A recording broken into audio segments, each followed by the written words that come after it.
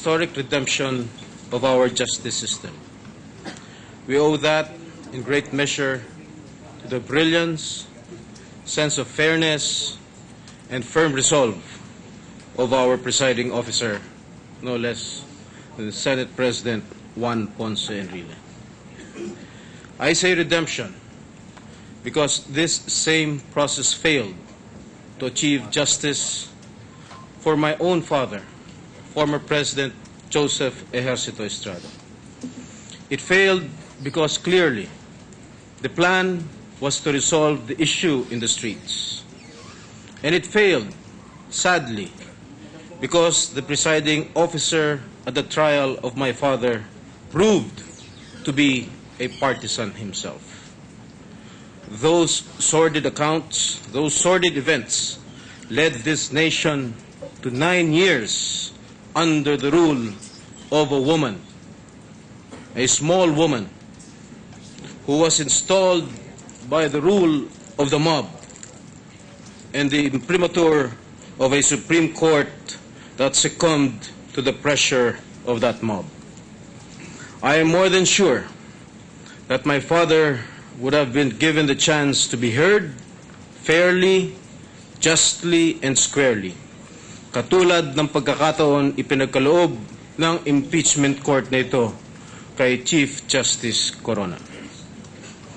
Had the impeachment rules been strictly implemented then in 2001, those private prosecutors who disrespected this court by walking out, thus robbing my father the chance to defend himself, would have not been allowed to do so, much less be held in contempt. Now, today we confront and make history. We make a historic decision this day to pass judgment on the Chief Magistrate of the Supreme Court of this nation after 44 grueling days of trial spread out in 4 difficult months.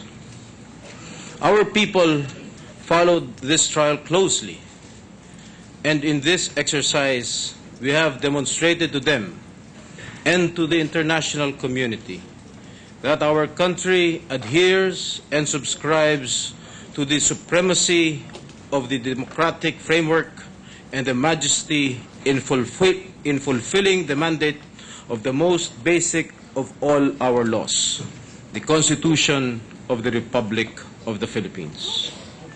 Sa paglilitis natin isinagawa sa harap ng sambayan ng Pilipino, itinaguyod natin sa ating Senado ang itinadhana ng ating saligang batas. Binigyan buhay natin ang diwa ng mga proseso ng ating batas at binigyan natin ng patas na pagdinig ang panig ng taga-usig at ng nasasakdal. Today, I join the nation in a fervent prayer that we can begin healing the wounds inflicted by the pain of this trial. We pray that we can, as soon as possible, bring closure to this painful episode in the annals of our country. I pray that as we conclude this defining moment, we can unite again as a nation, as a society, and attend to the many pressing problems that face us. I take the view, after hearing the arguments and counter-arguments, that the Chief Justice did not include in his statement of assets and liabilities and net worth his SALN, $2.4 million and 80.7 million pesos. This he admitted in open court. Napatunayan ng depensa na hindi 45 properties kung hindi 5 lamang. Hindi $82 million, hindi $82 accounts, kundi 4 lamang. At hindi 10, 11, 12 million dollars, kung hindi $2.4 million lamang. But these numbers are irrelevant because the most important question is, itong 5 real properties, 4 na dollar accounts na may halagang $2.4 million ba ay diniklara ng tama? Dineklara ba ito sa taktang oras o panahon? Ang sagot ko po ay hindi. It was argued by the defense panel that the non-inclusion of dollar deposits by the Chief Justice in his Sal-N was made in good faith and is covered by the provision of absolute confidentiality under the Foreign Currency Deposits Act. I regret to say that I am not convinced, because the Chief Justice is a learned man of law. He is in fact the Chief Justice of the Supreme Court.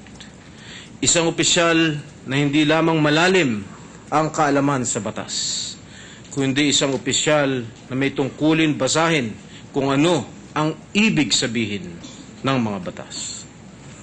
Bilang punong mahistrado, siya ay dapat na may higit na kaalaman at pag-unawa sa diwa ng batas at tungkulin niyang ipatupad ito na walang bahid ng pagtatakip sa pansariling interes. And I believe that the framers of the Foreign Currency Deposit Act did not intend to create the opportunity for public officials to conceal their assets or stash away foreign currencies under this law. I therefore make this painful decision with a heavy heart, but confident that we have given justice to our people.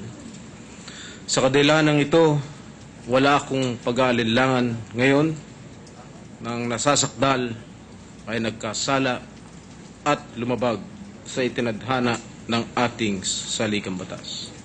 Sa wikang Ingles, in my eyes, he is guilty. Maraming salamat po.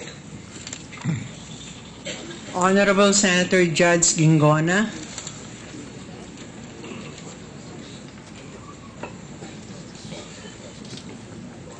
Mr. President, before I proceed, I'd just like to manifest that I will be submitting after my